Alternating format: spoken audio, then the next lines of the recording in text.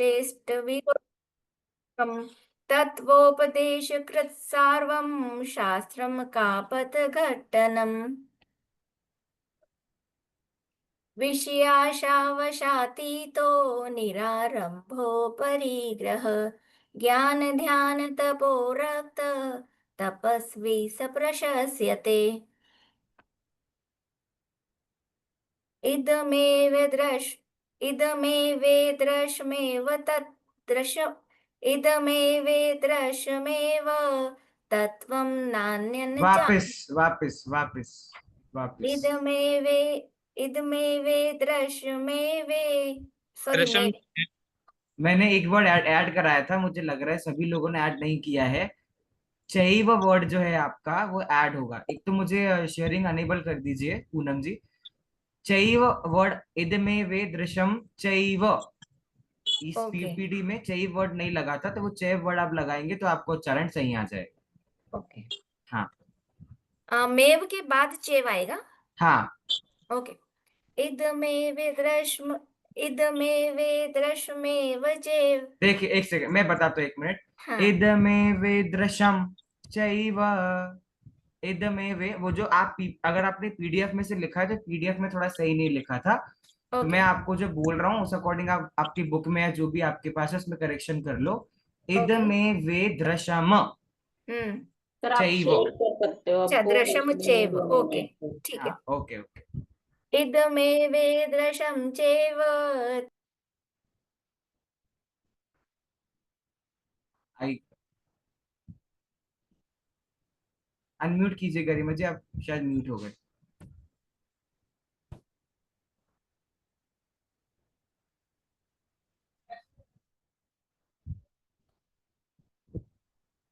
हाँ, आशीष जी काम कीजिए, आप आगे से पढ़िए, शायद वो म्यूट हो गए हैं, कोई बात नहीं। कोई बात नहीं। 11वें नंबर का ही पढ़ना है या 12वें से 12वें, स्टार्ट कर? 12वें से पढ़ना 18वें नंबर तक ही, 19-20 से हम कुछ चर्चा करेंगे आज। हाँ कर्म परवशे शान्ते दुःखैरन्तरितोदये पाप बीजे सुखे नास्था श्रद्धानाकाङ्क्षणा स्मृता स्वभावतो शुचौ काये रत्नत्रय पवित्रते निर्जुगुप्सा गुणप्रीतिर्मता निर्विचिकित्सिता का पथे पथि दुःखानां का पथस्थेप्य लास्ट। सम्पतिः असम्प्रक्तिरनुत्कीर्तिरमूढा दृष्टिरुच्यते स्वयं शुद्धस्य मार्गस्य बालाशक्तजनाश्रयाम् वाच्यतां यत्र मार्जन्ति तद्वदन्त्युत्कुहनम् दर्शनाचारणाद्वापि चल चारणा नहीं, चरणा, दर्शनाचरणाद्वापि ऐसे। दर्शनाचरणाद्वापि चलतां धर्मवत्सलैः प्रत्यवस्थापनं प्राज्ञैः सज्जीकरणमुच्यते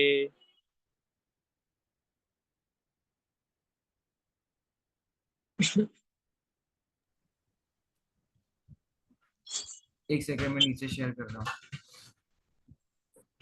हूँ। जय जिने सर। स्वयुत्थान प्रतिसद्भाव सनाथापेत कैतवा प्रतिपत्तिर्यथा योग्यं वात्सल्यमभिलप्यते तो नहीं है, कौन पढ़ा रहा है अभी? प्रमोद जी में से। प्रमोद जी, हाँ काम करो गौरव का। अज्ञानतिमिरव्याप्ति मपाकृत्य यथा यथं जिन्शासन्महात्मया प्रकाशः स्यात् प्रभावना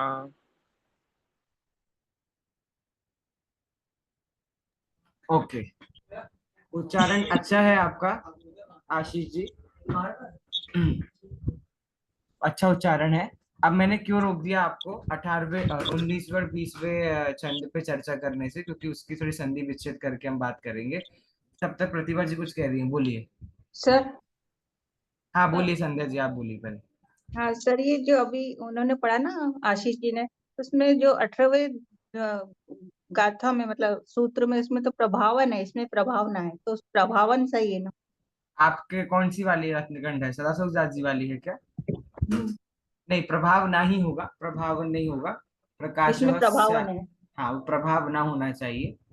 हो सकता अच्छा, है आपकी बुक में प्रभावन, क्योंकि जहां तक हमने भी इसी बुक से पढ़ा है, तो उसमें ही प्रभाव ना ही हर जगह लिखा है। पर ठीक है। मेरे में प्रभावन है, हाँ, तो उसको कर इसलिए मैं लीजिए आप। मतलब करेक्ट कर लूँ ना? ठीक ठीक ठीक। हाँ बोलिए प्रतिभा जी, आप बोलिए। ये जो 14 नंबर का श्लोक है ना, हाँ उसके अंदर वो एक बार निकालिए आप। जी।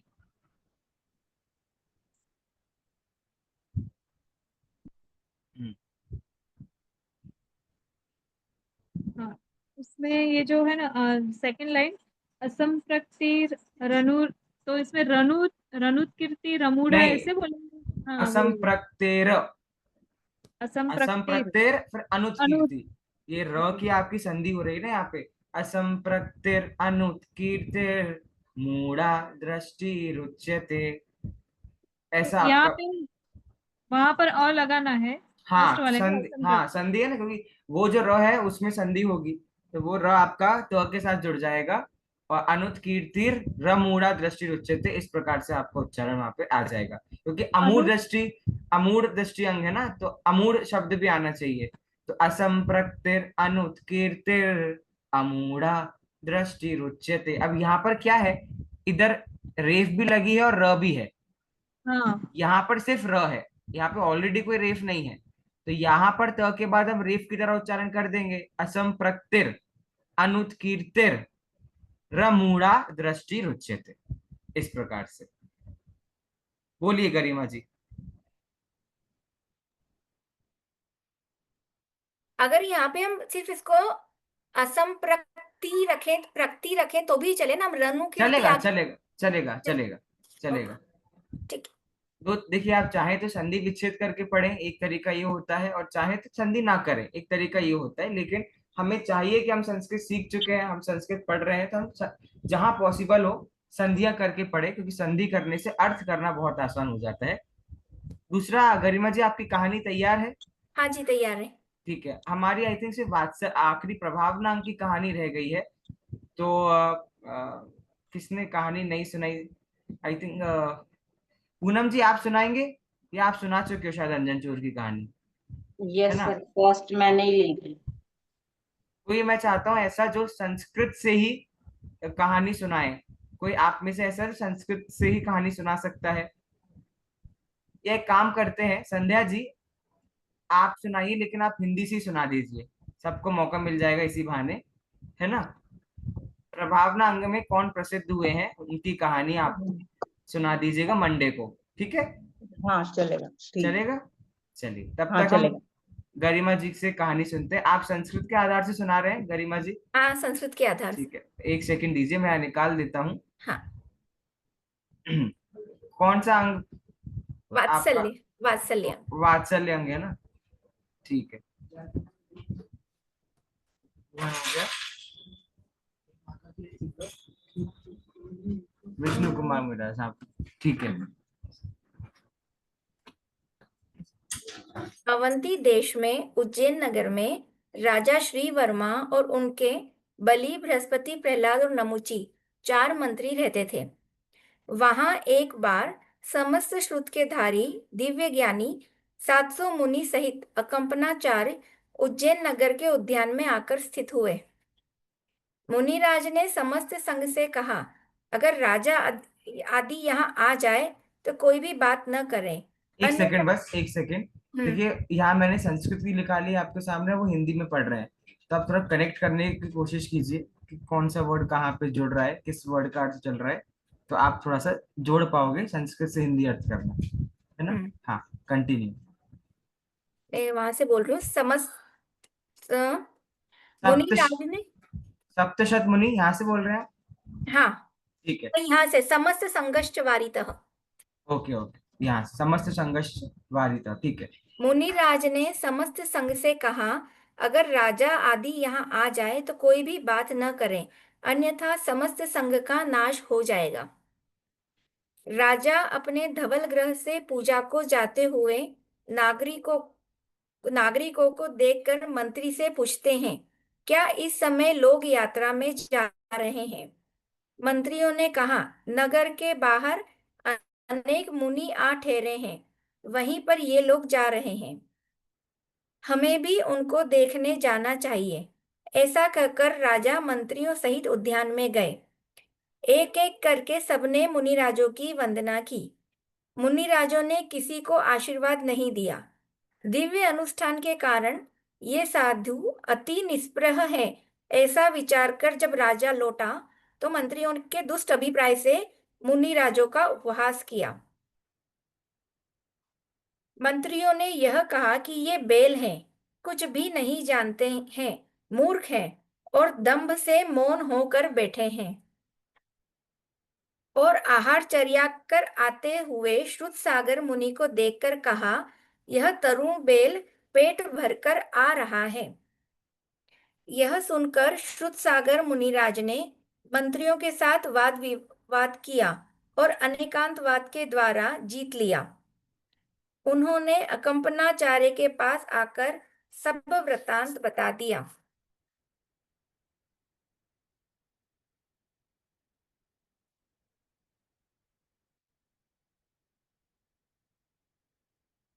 एक सेकेंड।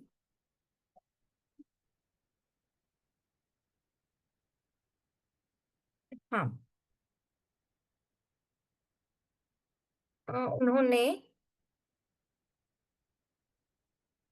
और चर्या करके आते हुए शुद्धसागर मुनि को देखकर यह तरुण बैल पूर्ण कुक्षी करके आ रहा है, इसे न करने योग्य कार को उसके द्वारा उन्होंने, ये ठीक हो गया। फिर उसके द्वारा कहा गया सर्व पूरे संघ को नष्ट किया है। अगर रात को विवाद के स्थान पर जाकर तुम अकेले बैठते हो तब संघ जीवित रहेगा, तुम्हारी शुद्धि भी होगी। वह वहां जहां विवाद हुआ था जाकर कायोत्सर के द्वारा स्थित हुआ। अति लज्जा और क्रोध से चारों मंत्री संघ को मारने के लिए जाते हुए एक मुनि को देखकर रुक जाते हैं। इसने ही अपमानित किया था, इसलिए इसे ही मारना चाहिए। ऐसे भली प्रकार से देखकर उनके वध के लिए तलवार उठाते हैं। कंपित नगर देवता द्वारा वे किलित हो गए। जैसे ही प्रभात हुई सभी लोगों ने उन्हें देखा, मतलब जितने मंत्री थे वो कंपित नगर देवताओं के द्वारा किलित हो जाते हैं। और जैसे ही प्रभात हुई सभी लोगों ने उन्हें देखा। क्रोधित राजा ने उन मंत्रियों को गधे पर बिठाकर देश निकाला दे दिया। फिर इधर कुरुजांगल देश में हस्तिनापुर में राजा महापद्म और रानी लक्ष्मीमती थे। उनके पद्म और विष्णु दो पुत्र थे। एक बार पद्म को राज्य देकर महापद्म विष्णु के साथ श्रुत सागर चंद्राचार्य के समीप में मुनि दीक्षा ले लेते हैं। बलि आदि चार मंत्री हस्तिनापुर आकर राजा पद्म के मंत्री हो जाते हैं। कुंभपुर के राजा सिंहबल राजा पद्म राजा के दुर्ग पर उपद्रव करता था। राजा पद्म को चिंतित देखकर बलि कहता है कि देव, आपकी दौर्बल्य का कारण क्या है, आपकी चिंता का कारण क्या है?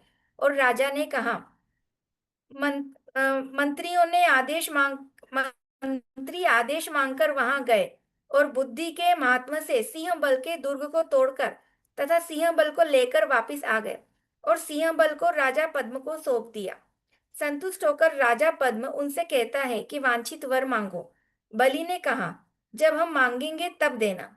कुछ दिनों बाद विहार करते हुए अकंपनाचार्य आदि 700 मुनि वहां पर आए। पुराने क्षोभ के कारण बलि आदि मंत्रियों ने राजा की मुनियों के प्रति भक्ति देखकर मरने के भय से राजा पद्म को पहले दिए गए वर में 7 दिनों का राज्य मांगा। उन्हें 7 दिनों का राज्य देकर राजा पद्म अंतःपुर में चले गए। इधर बलि ने आतापन गिरी पर कायोत्सर्ग से खड़े मुनियों को बाड़ी से वेष्टित कर मंडप लगाकर यज्ञ करना शुरू किया। उच्छिष्ट, झूठे सकोरे, बकरा आदि जीवों के कलेवर तथा धूम आदि के द्वारा मुनियों को मारने के लिए महान उपसर्ग किए। मुनि दोनों प्रकार का संन्यास लेकर स्थित हो गए। तदनंतर मिथिला नगर में अर्धरात्रि के समय बाहर निकले हुए शुद्ध सागर चंद्र आचार्य ने आकाश में कांपते हुए श्रवण नक्षत्र को देखकर अवधि ज्ञान से जानकर कहा कि महामुनियों पर महान उपसर्ग हो रहा है। यह सुनकर पुष्पधर नाम के विद्याधर शुल्लक ने पूछा, भगवान कहाँ किन मुनियों पर महान उपसर्ग हो रहा है? उन्होंने पूछा, हस्तिनापुर में अकंपनाचार्य आदि 700 मुनियों के ऊपर उपसर्ग कैसे दूर हो। धरणीभूषण गिरी पर विक्रिय आदि रिद्धियों से संपन्न विष्णु कुमार मुनि बैठे हैं, वे उपसर्ग को नाश कर सकते हैं। यह सुनकर शुल्लक विष्णु कुमार मुनि के पास गए और सारा वृत्तांत कहा। मुझे कौन सी रिद्धि संचित हुई है उसकी परीक्षा के लिए हाथ पसाकर देखते हैं। वह पर्वत को भेद कर दूर तक चला गया। विक्रिया का निर्णय कर वे राजा पद्म के पास जाते हैं और पूछते हैं, तूने ऐसा उपसर्ग क्यों किया?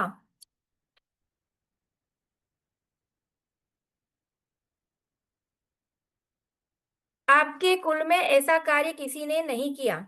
राजा पद्म उनको कहते हैं, क्या करूं, मैंने पूर्व में वर दे दिया था। फिर विष्णु कुमार मुनि ने बोने ब्राह्मण का रूप धरकर उत्तम शब्दों में वेद पाठ करना शुरू किया। बलि ने कहा, तुम्हें क्या चाहिए? उसने कहा, 3 पग भूमि दे दो। पगले ब्राह्मण, देने को बहुत कुछ है। इस प्रकार बार बार लोगों के कहे जाने पर भी उन्होंने वही मांगा। हस्त उदक आदि विधिना हाथ में संकल्प का जल लेकर जब उसे 3 पग भूमि दे दी गई, तब उन्होंने एक पैर मेरु पर रखा, दूसरा मानुषोत्तर पर्वत पर रखा, तीसरा पैर के द्वारा देव विमानों में क्षोभ उत्पन्न करे उसे बलि के पीठ पर रखा तथा बलि को बांधकर मुनियों का उपसर्ग दूर किया। फिर चारों मंत्री राजा पद्म के भय से विष्णु कुमार और अकंपनाचार्य के चरणों में संलग्न हो गए और वे मंत्री शार्वक बन गए। बहुत सुंदर। देखिए, तो मैं आप लोग के सामने वो ला भी रहा था, शेयर कर रहा था स्क्रीन संस्कृत में, और लाइन टू लाइन में वो अंडरलाइन भी कर रहा था ताकि आप लोग देख सको किस लाइन का अर्थ बता रहे हैं। 1-2 जगह के अलावा बाकी सभी जगहों पर मैं इजीली नोट कर पाया कि वो कौन सी लाइन का अर्थ बता रहे हैं। मतलब एक एक वर्ड का उन्होंने, एक एक सेंटेंस का संस्कृत तो हिंदी जो क्या है, एक्सीलेंट, वेरी मच, बहुत अच्छा, बहुत अच्छा। देखिए, ये तो संस्कृत भाषा की दृष्टि से बात हो गई, ऐसे ट्राई करना चाहिए हम सबको। कोई कठिन वो नहीं है संस्कृत। हम डिस्कस करते हैं एक एक चीज को, टाइम लग जाएगा इसलिए हम डिस्कस नहीं करते, कहानी बहुत बड़ी है संस्कृत डिस्कस करना। लेकिन अभी जिस तरीके से उन्होंने सुनाई और जिस तरीके से मैंने आपके सामने एक एक लाइन को अंडरलाइन किया ताकि आपको समझ आ सके वो कौन सा लाइन का मीनिंग बता रहे हैं, मुझे बहुत अच्छा लगा।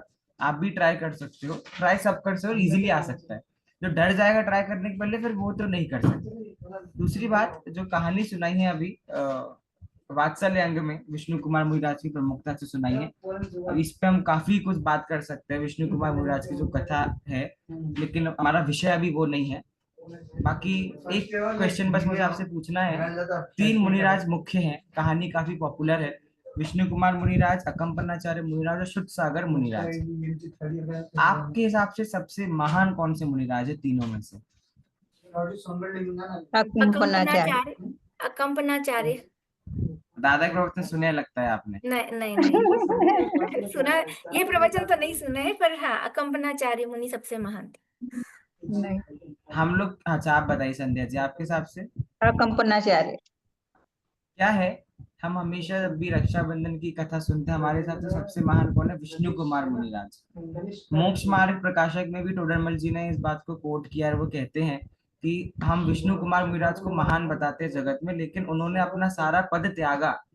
जिन मुनियों के आगे वे आचार्य पद पे थे, अब उन्हीं को उनके सामने वे साधु बने।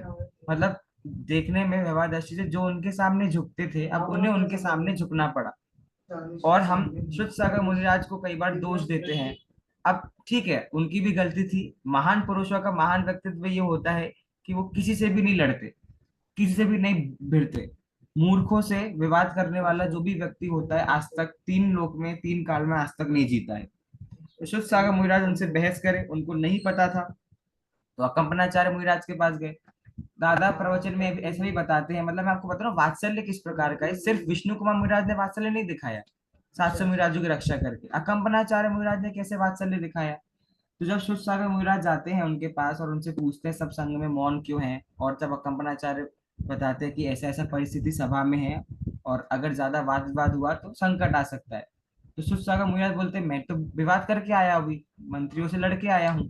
तो अकंपनाचार्य मुनिराज ने क्या किया होगा, निकाल दिया होगा संघ से, है ना, क्योंकि वो अलग जाते, चार मंत्रियों की तो दुश्मनी उनसे थी ना, बैर उनका शुद्ध सागर मुनिराज से था, तो वो अलग से जाते, पूरा संघ बच जाता। और यहाँ तक दादा प्रवचन में भी कहते हैं कि शुद्ध सागर मुनिराज ने सामने से भी कहा कि मैं संघ से अलग हो जाता हूँ, मैं संघ से दूर चला जाता हूँ, कम से कम जो बाकी मुनिराज है उनकी तो रक्षा होगी ना, मैं अकेले अपने लिए क्यों 700 मुनिराजों को जान जोखिम में डालूं। लेकिन तब अकंपनाचार्य ने कहा कि तुम इतने, हम इतने स्वार्थी नहीं है कि हम तुम्हें हमारी रक्षा के लिए भेज दे, पहली बात। और दूसरी बात, हजारों हजारों वर्ष निकल जाते हैं तब जाके शुद्ध सागर पैदा होता है। नाम में शुद्ध सागर है, कितना अखंड ज्ञान उनको, कितना महान उनकी योग्यता, कितनी महान उनकी प्रतिभा है। तो उन्होंने कहा जो होगा हम सब साथ में देखेंगे। तो इस जो कहानी है ना विष्णु कुमार मुनिराज की, रक्षाबंधन की, तो वो हमारे में गलत में आइडेंटिटी डल गई है कि प्रभावना मतलब वात्सल्य मतलब विष्णु कुमार मुनिराज। अरे 700 के 700 मुनिराज ने विष्णु वात्सल्य का पालन किया है। हम एक क्लास में पढ़ते हैं और हमारा कोई एक बच्चा कुछ गलत काम कर देता है, हम उसे कैसे क्लास से अलग कर देते हैं। बाकी मुनिराजों ने ऐसा किया क्या, वो विरोध कर सकते थे कि हम हमारी जान जोखिम में, इस एक मुनिराज के कारण हमारी जान जोखिम में हम क्यों डालें। अकंपनाचार्य आचार्य आराम से उनका संग बच जाता, उनको अलग भेज देते, जो होना था उनके साथ होता, ये सब बच जाते। तो कहानी हमें ये सीख दे रही है कि अकंपनाचार्य मुनिराज हो, चाहे शुद्ध सागर मुनिराज हो, चाहे बाकी 700 मुनिराज हो, चाहे विष्णु कुमार मुनिराज हो, जो कोई भी है, उन सभी जीवों ने आपस में क्या किया है, उस वात्सल्य अंग का पालन किया है। इस कारण इस वात्सल्य मतलब किस लेवल पे 8 अंग का पालन कर सकते हैं जीव, अपने जान जोखिम में, अपनी मृत्यु के बलबूते पर भी हमारे लिए वात्सल्य सबसे आगे होना चाहिए, तब तो 8 अंग पढ़ने का कोई मतलब है। नहीं तो आप तो पढ़ पढ़ के बैठ गए और कल आपके साथ किसी ने बुरा किया और आप दुश्मन बन के बैठे हो। आजकल आप देखते हो 40-40, 50-50 साल में लोगों की मृत्यु हो रही है। क्या करेंगे हम किसी से बैर बांध के, कौन कहाँ से आया था, किसको कहाँ जाना है, सबका क्या लक्ष्य, हम किसी से बैर बांध के करेंगे क्या, उल्टा हम ही नीच गति में जाएंगे। तो जो 8 अंग हम पढ़ रहे हैं ना, ये कोई वो फॉर्मूला या हार्ड एंड फास्ट रूल नहीं है, ये एक मॉरल वैल्यू है, एक सीख है, एक सुवाक्य है जो हम सबको अपने जीवन में अपनाना चाहिए। अभी राखी आ रही है, उस दिन हम और चर्चा करेंगे अगर हमारी क्लास उस दिन प्रसंग अनुसार होती है तो। बाकी तो अभी इतना ही था कि एक धारणा आप अपने मन से हटा लो कि सिर्फ विष्णु कुमार मुनिराज ने कोई महान महान कार्य अवश्य उन्होंने किया है, लेकिन उसके पीछे उनको कितना कुछ गंवाना पड़ा वो भी हमें देखना चाहिए। और वात्सल्य अंग के एंगल से जब आप कहानी को देखोगे तो आपकी दृष्टि इस तरफ जानी चाहिए कि जितने भी मुनिराज इस कहानी में संकलित है, उन सभी मुनिराजों ने वात्सल्य अंग का पालन किया है, सिर्फ विष्णु कुमार मुनिराज ने नहीं। इस प्रकार का बहुत सुंदर कहानी अभी सुनाई गरिमा जी ने, मुझे बहुत अच्छा लगा। संस्कृत को प्रमुखता देकर एक चीज और कर सकते थे, हम क्या करते हैं, जैसे प्रवीणा जी ने जो चीज किया था, उनने पूरी पूरी कहानी वर्ड टू वर्ड नहीं लेकर के कुछ बीच में से कुछ कुछ सेंटेंसेस लिए थे और वो उनको संस्कृत में भी बोल रहे थे और फिर उसको हिंदी में बोल रहे थे। ऐसे क्या है, संस्कृत से हिंदी में अर्थ करने पर एक एक शब्द का क्या अर्थ होता है वो भी इजीली ख्याल में आता है, क्योंकि अभी आपने भले संस्कृत का आधार लेकर वो कहानी बोली, लेकिन सुनने में क्या लग रहा है कि आपने हिंदी में कहानी बोली हो, है ना। तो अगर हम एक पंक्ति संस्कृत की या दो पंक्ति संस्कृत की बोल रहे हैं, फिर उसके आधार पे उसका मीनिंग बोल रहे हैं, तो हमारा पकड़ना आसान हो जाता है कि भैया टावल शब्द आया है या अंजन शब्द आया है, इन सबका इस प्रकार से अर्थ आया है। बट ठीक है, वो समय के अकॉर्डिंग भी वो थोड़ा प्रैक्टिकली पॉसिबल नहीं होता, लेकिन जब आप अभ्यास करोगे तो वो अभ्यास आपका इस तरीके से होना चाहिए, वो मैं कह रहा हूँ। अब मैंने 19 और 20वें श्लोक का इसलिए पाठ नहीं करवाया आज, बहुत सरल श्लोक है, 8 अंगधारियों के इसमें नाम आए हैं, लेकिन मैं चाहता हूँ कि 19 और 20 नंबर के श्लोक का संधि विच्छेद करके कौन मुझे बता सकता है। आराम से सोच लो, आप लोग, कोई जल्दी नहीं है। शब्दों को तोड़ तोड़ के इन मैं ट्राई दोनों करूँ। श्लोकों का अर्थ। हाँ, हैंड रेस कर लीजिए, फिर मैं पूछता हूँ।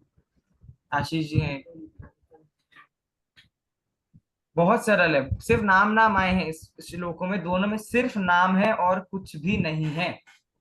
सिर्फ 8 अंगों में कौन 8 लोग जो प्रसिद्ध हुए उनके नाम इस श्लोक में आए हैं। मैं चाहता हूँ एक दो नाम और एक दो हाथ और खड़े हो जाएं। एक ट्रायल करवा लेते हैं आशीष जी या गरिमा आशीष जी से 19वें श्लोक का। फिर जिन लोगों ने हाथ नहीं उठाए हैं वो लोग 20वें श्लोक का ट्राई हाँ, करना। मैं कोशिश करती हूँ। अच्छा ठीक है, संध्या जी करिए ट्राई। संधि करिए। 1 मिनट, क्या हो गया? तावद तावदंजन चोरांगी। तोड़िए इसको, तोड़िए। हाँ, इतने पद को तोड़िए। तावद अंजन चौरांगी, कैसे टूटेगा ये? क्या क्या शब्द टूटेंगे यहाँ से? ता तावद का क्या हो जाएगा? ता। ता प्लस वद। नहीं नहीं, इस हम्म, शब्द तावत में संधि है, ये बदल के क्या बनेगा? तावत। तावत अच्छा, तावत प्लस का अर्थ अंजन। क्या है? तावत। तावत वत मतलब मतलब क्या उस होता है? क्रम, है ना? क्रम। ठीक है। अब क्रम से 8 जीवों के नाम आपको बता रहे हैं, जो 8 जीव 8 अंग में प्रसिद्ध हुए हैं। हम्म, पहला, अब आगे संधि कीजिए। तावत के बाद क्या है? चोरांगे। पहले चोर उसके प्लस बीच में अंगे। एक शब्द है, एक शब्द है तावत और चौरांगे के बीच में एक और शब्द है। क्या शब्द है? सर मेरे सर मेरे ग्रंथ में नहीं है। नहीं नहीं, ऐसा हो ही नहीं सकता। तावत ये तो शब्द है, ठीक है। तावत अंजन अंजन। हाँ, अंजन शब्द है ना? अंजन शब्द हम्म निकला ना, तावत हम्म प्लस अंजन। ठीक है, हम्म, मतलब सबसे हाँ, अंजन। अब आगे, चोरांगे। अब जिसको तोड़िए चौरांगे को। चौर प्लस चौरह धन अंग। अंग। ठीक है, चौर हम्म, मतलब चोर, है ना? चोर। चौरह चौरऊ चौरा, इस प्रकार रूप चलेंगे। एक अंजन चोर है, एक वचन में प्रयोग हम्म, किया है, चौरह। हम्म, तावत अंजन चौर। क्रम चौरांग से अंजन चोर अंगे, अंग में। अंगे। अच्छा, एक अंग में प्रसिद्ध। कौन से अंग में? सबसे पहला अंग क्या है? निशंकित। निशंकित अंग। ठीक है, चलिए। हम्म, अब आगे, ततोन ततोन अब इसको तोड़िए, ततोन क्या टूटेगा? तत तत, ततदर अनंत अनंतमति। देखिए, ये ओ जहाँ ओ है और बाद में अवग्रह है, तो ये ओ अवग्रह हाँ, बदल जाएगा ततः ततः। ततः। ततः, ततः मतलब क्या होता है? मैंने आपको बताया था, ततः मतलब क्या होता है? वहां से। उस ओर। है ना? वहां से मतलब अब इसके बाद से। तो मतलब अच्छा, पहले वहां से। अंजन चोर हो गया, अब इसके बाद से कौन? ततः। अभी अवग्रह ततः की जगह पे क्या बनता है? अवग्रह किसका सिंबल है? अ। अनंतमति। हाँ, अनंतमति ही। एक वचन है, प्रथम पुरुष प्रथमा विभक्ति एक वचन। अनंतमति ही स्मृता। स्मृता मतलब स्मृता। स्मृत है, मतलब याद है, मतलब प्रसिद्ध है, वो अर्थ उस या हिसाब से। अच्छा। वो तो ग्रंथकार की शैली इस प्रकार से है, सुंदर बनाने के लिए। हाँ, मतलब स्मृता मतलब स्मरण की जाती है। स्मरण के। मतलब तावद अंजन चौर अंगे, प्रथम अंग में अंजन चोर, और ततः उसके और बाद से अनंतमति स्मृति, अनंतमति सती स्मरण की जाती है। मतलब दूसरे अंग में अनंतमति सती का स्मरण किया जाता है। आगे, उद्यायन। अब ये आधा स क्या हो जाएगा? अभी इसका क्या हो जाएगा? उद्यानस। इस स का क्या हो जाएगा? विसर्ग। विसर्ग। विसर्ग। उद्यायनः। उद्यान है तृतीय अपि। हाँ, तृतीय अपि, वेरी गुड। हाँ उद्यान, उद्यान राजा तृतीय सप्तमी विभक्ति। हाँ, उद्यान तृतीय धन राजा अपि। तृतीय अंग हाँ, में। तृतीय। हाँ। अब अपी का साउंड आप पहले लो, मतलब पहले अंग हम्म में अंजन चोर, उसके बाद से अनंतमति सती को याद किया जाता है। और तीसरे अंग में भी उद्यान राजा, मतलब तीसरा अंग भी एक अंग है जिस अंग में उद्यान राजा को याद किया जाता है। आगे, हम्म आगे, तुरीय। तुरीय मतलब होता है, रेवती। तुरीय मतलब चौथे में। ठीक है, चौथे में। चौथे में। रेवती मता। हाँ, मता मतलब मानी गई है। कौन? रेवती मानी रानी गई। मानी गई है। मानी। ठीक है, 4 अंग के 4 हम्म नाम समझ आ गए आपको? संधि करे पहले कितना में इजी। अंजन चोर। हाँ दूसरे में अनंतमति। तीसरे हाँ में उदयन राजा और चौथे में हाँ, रेवती रानी। ठीक है। तो हाँ, निशा। निशंकित, निकांक्षित, निर्विचिकित्सा और अमूढ़ दृष्टि, ये 4 अंग के 4 प्रसिद्ध जीव हो गए। चलिए, अगला कौन ट्राई कर रहा है? आशीष जी, गरिमा जी, थोड़ा सा होल्ड पे लेता हूं मैं आपको, आई नो आपको आता है। किसी को नहीं आए तो फिर आपके पास ही आएंगे। बहुत सिंपल है कि संजय जी ने ट्राई करा, वेरी गुड, मुझे बहुत अच्छा लगा। चलिए हार्दिक जी आप कीजिए। तो इसके आगे जिनेंद्र भक्तो। ये तत्व क्या बनेगा? इसके आगे, अब आगे। हाँ, तो तत्व को संधि क्या करेंगे आप? ततः, मैंने बताया ना ऊपर, ततः। ओ का विसर्ग हम्म। ततः, इसके बाद से। हम्म। हाँ आगे। जिनेंद्र भक्तों ने। अभी जिनेंद्र भक्तों के, भक्तों। हाँ संधि कीजिए, क्या संधि होगी? जिनेंद्र भक्तोन्यो। अब देखिए वही कंडीशन है, वापस ओ आ गया, ओ का क्या बन जाएगा? ओ का भी हमने भक्त। क्या बनाया था? हाँ भक्त, शाबाश। ततः जिनेंद्र भक्त अन्यो, और अन्य अन्य। मतलब ये चौथे अंग के बाद अन्य जो अंग है, मतलब पांचवा जो अंग है, उसमें जिनेंद्र भक्त सेठ। आगे। वारिशेण तत पर। अभी वाणी शेणस, कोई संधि है क्या यहाँ पर? हाँ। क्या संधि है? मतलब क्या करोगे आप? नाम नहीं पूछ रहा मैं, आप बता दो करोगे क्या। वाणी वारिश। शे शिवारी वारिश शेण, वारिशेण, शाबाश। तो ये के बाद वारिशेण स का क्या हो जाएगा? विसर्ग। तो विसर्ग। वारिशेण ततः परः, तो ततः पर। परः मतलब उसके पश्चात, पांचवें अंग अच्छा। जिनेंद्र भक्त सेठ के पश्चात वारिशेण मुनि प्रसिद्ध हुए हैं, छठवें अंग में। अंग आगे। में। आगे। उसके बाद विष्णुश्च वज्रनामा। अब इन्होंने विष्णु। क्या? हाँ, हाँ बताइए, अर्थ बताइए। और विष्णु। विष्णु। विष्णु कुमार हो गया ना। हाँ च अब इनने मतलब क्या? और, ठीक है। अच्छा अब यहाँ पे दो च क्यों आए हैं? एक विष्णु च का च आया है, एक हाँ। वज्रनामा के बाद च आया है, दोनों च का क्या प्रयोजन है, बता सकते हैं आप? और दो बार लगेगा ना, हाँ, विष्णुश्च और वज्र नाम। हाँ देखिए क्या है, आपको मैं बताया, च जहां भी लगता है, उस च लगने के पहले जो दो शब्द है, उन दो शब्दों के बीच में च लगा है। मतलब ये वाला जो च है विष्णु हम्म। च वाला, ये लगा है वारिशेन और विष्णु के बीच में। मतलब छठे अंग में वारिशेन और सातवें अंग में विष्णु कुमार मुनिराज प्रसिद्ध हुए हैं, ठीक है। और वज्रनामा के बाद जो च लगा है, वो कह रहा है विष्णु कुमार मुनिराज सातवें अंग में प्रसिद्ध हुए हैं, और वज्र नाम के राजा जो हैं, वज्रनामा मतलब वज्र नामक जो राजा हैं, वे शेष योहो, संधि हो गई यहाँ पे, शेष योहो, जो ये शेष हो। अंग रह गए हैं, बाकी अंग रह गए हैं, बाकी अंग मतलब सातवां और आठवां अंग, वात्सल्य और प्रभावना। तो जो बाकी प्रभावना। अंग रह गए हैं, लक्ष्यताम गतः, उनको लक्षित करके उनका नाम दिया है, लक्ष्यताम गतः, ठीक है। गतः मतलब होता है प्राप्त हुए, लक्ष्यताम मतलब प्रसिद्धि को प्राप्त हुए। इस प्रकार संधि करके कितनी इजीली बिना कुछ करे हमारा श्लोक का अर्थ निकल गया है ना।